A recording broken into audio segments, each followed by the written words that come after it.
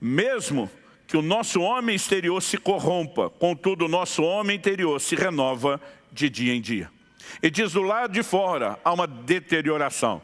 A gente pode começar a respeito, de considerar o envelhecimento. Alguém diz que nós estamos morrendo aos poucos, a prestação.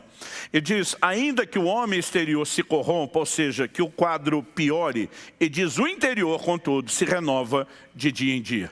Em outras palavras, ele está dizendo, eu não desanimo porque aprendi a não viver por aquilo que acontece do lado de fora, e sim pela realidade do lado de dentro. Então, eu quero enfatizar uma escolha. No verso 17 diz, porque nossa leve e momentânea tribulação produz para nós eterno peso de glória, acima de toda comparação. Quando ele trata a tribulação de leve, de momentânea, ele está dizendo que há uma glória que pesa muito mais. Ou seja, ele colocou os seus olhos numa outra direção, o que fica evidente no verso 18. Quando ele diz, não atentando nós nas coisas que se veem, mas nas que se não veem, porque as que se veem são temporais, as que se não veem são eternas. A questão que eu quero tratar como a chave de não desanimar tem a ver com onde você coloca os seus olhos. Aonde está a sua atenção? Essa palavra traduzida aqui, atentando, quando ele diz não atentando nós, do grego escopeu, ela significa não apenas olhar, mas ela tem o sentido de observar, de contemplar. É um olhar mais fixado. Uma das possíveis traduções é fixar os olhos. E foi assim que a NVI, a Nova Versão Internacional, traduziu esse texto. Assim fixamos os olhos, não naquilo que se vê, mas no que não se vê. Pois o que se vê é transitório, é passageiro, mas o que não se vê é eterno.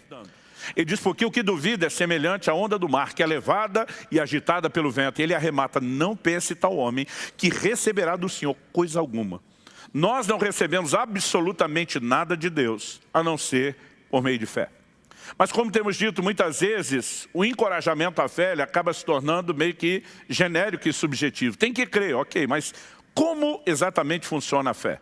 Nós já falamos em circunstâncias aqui anteriores que a fé ela tem uma confissão. Nós já ensinamos aqui a respeito da importância da fé operar primeiro do lado de dentro, para depois mudar as circunstâncias do lado de fora. E hoje eu quero chamar a sua atenção para um outro detalhe da fé. A fé, ela precisa ser entendida dessa forma, ela tem uma visão. É por isso que o tema da minha mensagem hoje é olhos de fé. Hebreus capítulo 11, verso 1, diz que a fé é a convicção das coisas que não se veem. Em 2 Coríntios 5, 17, nós vimos que alguns versículos antes do texto inicial que nós lemos, Paulo fala de fé, e alguns versículos depois também. Ele diz, visto que andamos por fé e não por vista. Como a Bíblia diz que fé é a convicção do que não se vê, e que andar por fé não é andar pela vista, pela visão, muitas vezes presume-se que fé é cega. Hoje, normalmente, eu digo que a fé não é um passo no escuro. A fé parece um passo no escuro para quem te vê dando o passo de fé. Mas quem está dando o passo de fé sabe exatamente aonde está pisando, porque a fé se firma na palavra de Deus e no compromisso que Deus tem com a sua palavra. Quem está entendendo, diga amém.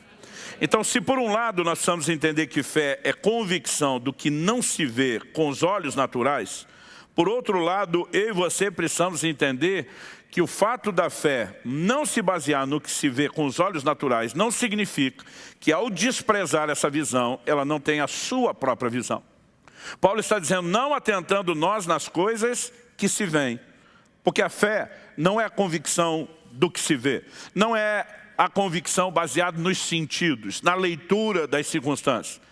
Ele diz que nós temos que atentar, pôr o nosso foco, fixar os olhos, focar nossa atenção naquilo que não se vê.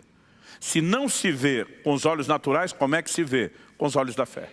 Há uma frase que é atribuída a Agostinho, de vez em quando a gente brinca entre alguns amigos, que quando você não sabe de quem é a frase, manda para Agostinho, que tem pelo menos 50% de probabilidade de caber nele. Mas ele teria dito, a fé consiste em acreditar no que não vemos, e como recompensa, ver aquilo que cremos. Basicamente, ao olhar para as Escrituras, eu preciso reconhecer que a fé, ela obviamente é definida, apresentada dessa forma, como a convicção do que não se vê. Mas como contraponto, nós precisamos também ensinar outro aspecto. que a fé tem a própria visão. Ela tem, né, uma visão diferenciada da visão dos sentidos. Agora, vamos lembrar, gente, que fé é diferente de otimismo. A gente não crê mere e simplesmente naquilo que quer acreditar. A fé, ela se apoia naquilo que Deus fala. E eu já falei isso aqui antes, mas vou repetir. Essa é a razão pela qual todo crente tem que estar cheio da palavra de Deus. Eu e você temos que ler, meditar na palavra de Deus continuamente, porque a fé vem por ouvir a palavra de Deus. A fé se baseia na palavra de Deus. Ela é chamada de o alimento da fé. O apóstolo Paulo diz, você será nutrido com as palavras da fé que pregamos. Por que ela alimenta a fé? Porque a fé se apoia nela. E se eu e você não temos a palavra de Deus, nós não temos coisa alguma para gerar convicção. Eu e você somos tanto seres naturais, como também somos seres espirituais. Jesus diz para Nicodemos, o que é nascido da carne é carne. O que é nascido do espírito é espírito. O novo nascimento é espiritual. Mas quando eu e você nascemos de novo, isso não significa que deixamos de viver num corpo. Então agora nós lidamos com duas dimensões que são completamente diferentes. Nós lidamos com a dimensão natural e nós lidamos com a dimensão espiritual. A Almeida atualizada, assim como a Nova Almeida, ela traduziu a expressão, entendemos que o universo foi formado pela palavra de Deus. A tradução brasileira que eu li antes diz que os mundos. Porque eu comecei por essa outra tradução que diz os mundos, porque a palavra que foi traduzida como universo nessas versões não é cosmos, que normalmente no grego é a palavra usada para o universo, é a palavra aion, e muitas vezes ela dá essa ideia de mundos, dimensões. Ele está dizendo de maneira que o que se vê, mundo natural, veio a existir a partir daquilo que não se vê, mundo espiritual. Então, eu e você precisamos entender que não apenas o que se vê, mas até aquilo que não se vê, tudo foi criado por Deus e por meio da sua palavra. Só que a Bíblia diz que o que se vê, veio a existir a partir do que não se vê. Ou seja, o mundo invisível, aos olhos naturais, já existia antes do mundo visível ser criado.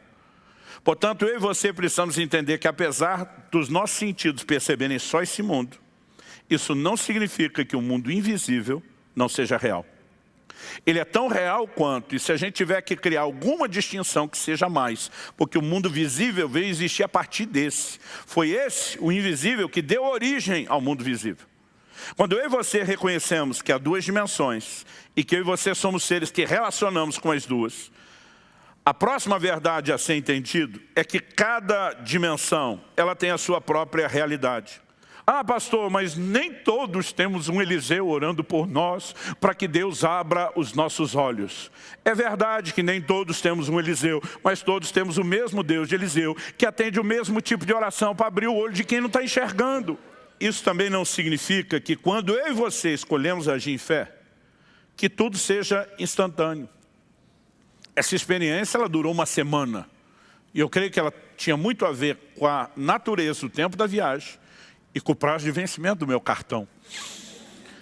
Mas muitas vezes eu e você vamos vislumbrar outra realidade, vamos decidir crer nela, e nem sempre essa transposição de uma verdade sobre a outra é tão rápido.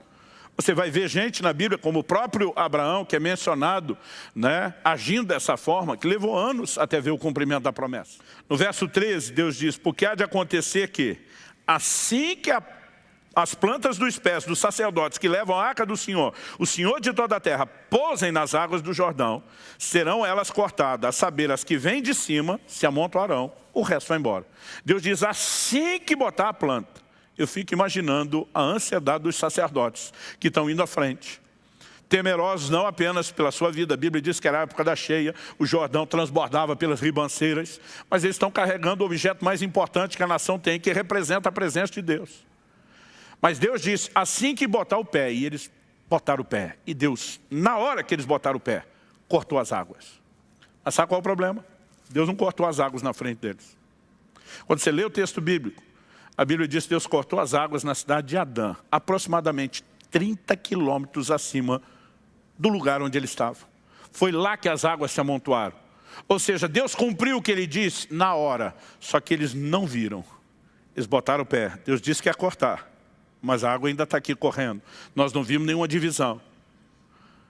Mas à medida que esperavam, a água foi baixando até que secasse. Muitas vezes, essa transição da verdade do lado de cá para se transpor para o lado de cá não será instantânea. Mas eu e você precisamos escolher onde é que vamos atentar os olhos. Onde nós vamos fixar os olhos, onde nós vamos botar atenção. Se Deus falou que ia cortar, cortou. Isso eu não estou vendo. Não sou guiado por aquilo que vejo, visto que andamos por fé e não por vista. Se Ele falou, está falado. Ele faz do jeito que quiser. Eu só preciso acreditar no que Ele falou, mais do que eu acredito no testemunho da vista dos olhos. Mas eu e você não gastamos tempo para conhecer, para acessar e para alimentar o nosso coração. Nós não vamos ter a convicção que poderíamos ter se fôssemos crentes que estão gastando tempo com a palavra de Deus. Então é lógico que tudo começa com ter um bom depósito da palavra, um relacionamento de sensibilidade a Deus. Mas, na hora que eu e você acessarmos a palavra, nós vamos ter que fazer uma escolha. Com qual realidade eu fico? Em qual delas eu vou andar? Muitas vezes, eu e você estamos deixando de viver intervenções e manifestações maiores da parte de Deus. Não é porque Deus não quer agir. Assim como uma geração inteira ficou fora da terra prometida, não porque Deus não quisesse, Ele prometeu, Ele sinalizou, Ele falou tudo o que queria, mas eles simplesmente não creram. Quando Jesus fala a respeito de perdoar, não 7 vezes, mas 70 vezes 7, os apóstolos dizem para o Senhor, aumenta-nos a fé, porque o perdão é um ato de fé. E eles estão dizendo, nós não temos fé para esse nível de perdão que o Senhor está pedindo que a gente pratique. Então aumenta a fé.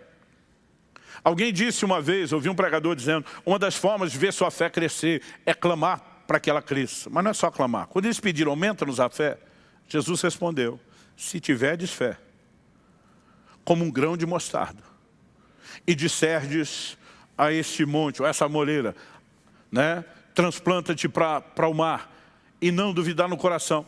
Normalmente, eu olho para algumas versões, eu acho que foi a NVI que traduziu isso de forma equivocada, ela diz, se tiverdes fé do tamanho de um grão de mostarda.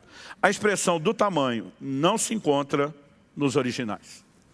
Jesus só falou, se tiverdes fé como grão de mostarda, vocês vão poder dizer essa moreira, desarraiga-te, planta-te no mar e vai ser assim com vocês. Não faria sentido Jesus uma hora criticar a fé pequena de alguns, outra hora elogiar a fé grande, mas depois dizer que uma fézinha do tamanhozinho, de um grãozinho de mostarda resolve tudo. Ué, se a fézinha resolve tudo, por que criticar quem tem pouca fé? Jesus nunca falou do tamanho da fé. Ele falou de fé como semente. Os discípulos estão pedindo, aumenta. Ele diz, deixa eu explicar como funciona a multiplicação. Você pega uma sementezinha, que é a menor de todas, e planta. E quando você plantar e usar o que tem, você vai colher mais do que tinha quando plantou. Ele está dizendo que o uso, o exercício da fé, faz com que a sua fé cresça e se desenvolva. Então eu e você precisamos exercitando a fé dia após dia. Não adianta você ir um dia na academia e querer sair marombado. É um exercício, isso vai requerer tempo, vai requerer paciência, continuidade, disciplina, mas os músculos da fé vão começar a se fortalecer. E eu e você não apenas vamos poder viver os livramentos, as provisões, as intervenções, mas isso será parte de uma escola, para que a gente, movido por fé, coopere com Deus, para estabelecer o reino dele nessa terra. O justo vive da fé. Toda a nossa relação com Deus depende de fé, mas o ministério, o avanço da igreja, tudo também depende da nossa fé. E se eu e você somos estimulados e aprendemos a usar a fé, nós vamos fazer muita diferença. Fale com Deus aí no seu lugar. Eu não sei o que você tem passado ou tem vivido, mas se por um lado há uma escolha que eu e você temos que fazer de onde colocar os olhos, por outro lado, há um despertamento que vem de Deus. A Bíblia chama o Espírito Santo, o Espírito da fé. Peça ao Espírito Santo que possa te guiar dia após dia, que você possa ter sensibilidade para ouvir a voz e a liderança dEle. Se você ainda não tem experimentado isso, que você de fato possa ser conduzido por Ele, matriculado nessa escola do Espírito, para entender a forma dEle falar, nos guiar, nos dirigir. Peça a Deus que um novo interesse pela palavra, uma nova paixão possa ser despertada. Que tudo aquilo que tem distraído você possa perder o efeito ou o controle sobre a sua vida e que você possa ter um coração que se volte cada vez mais para a palavra. Ore por aquilo que Deus colocar no seu coração, mas muito mais do que orar apenas pela mudança de uma circunstância. Ore nesse momento para que Deus mude você. Que você tenha a capacidade de corresponder com a instrução bíblica e fazer as escolhas corretas para operar na fé da forma correta. Meu Deus, sua palavra foi anunciada. E sabemos que não é algo meramente natural, que apenas é recebido numa mente igualmente racional. Pai, nós oramos, ilumina os olhos do entendimento, traz compreensão espiritual, traz despertamento e estímulo à fé que só o Senhor e mais ninguém pode produzir. Nós clamamos em nome de Jesus. Estende a tua mão. Fortalece meus irmãos e irmãs. Que a tua palavra cumpra o propósito pelo qual ela tem sido liberada. Não apenas aqui e agora, mas a partir de agora. Nós oramos em nome de Jesus. Se você crê e concorda, diga amém. Se você recebe essa palavra, diga mais uma vez, eu recebo em nome de Jesus. Aleluia.